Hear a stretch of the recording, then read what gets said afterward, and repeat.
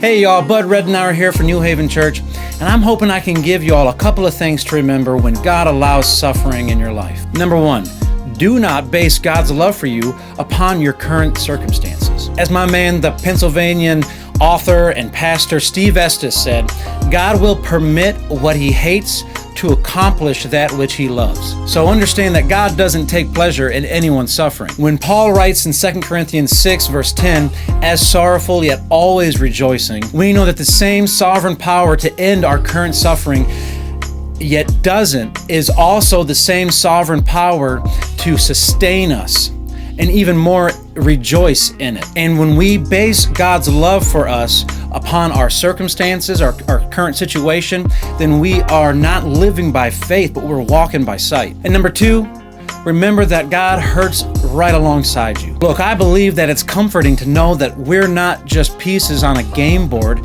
that God moves around from a distance to accomplish His plan or His purpose, all for the sake of His glory. And I also don't believe that I am the only one that takes comfort in knowing that God, our God, is not distant. He's not far off. He's not emotionally detached. Shortest verse in the Bible, John 11, verse 35, Jesus wept. Although He had a purpose and a plan, Jesus still weeps over the pain that Mary and Martha are experiencing at that time. So if you are hurting right now, know that God is hurting right alongside you as He carries you through this. And then number three, the greater the pain, the greater the gratitude. Now hear me out here.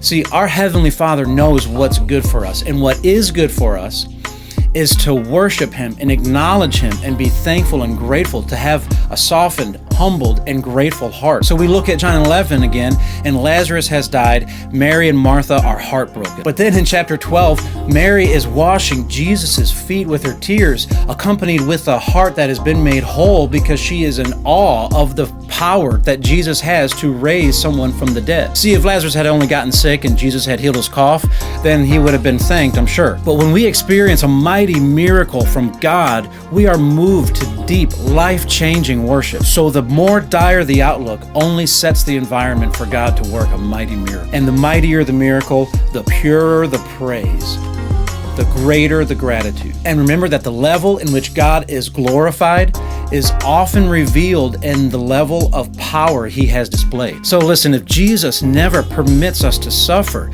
then we will never experience a mighty miracle of God.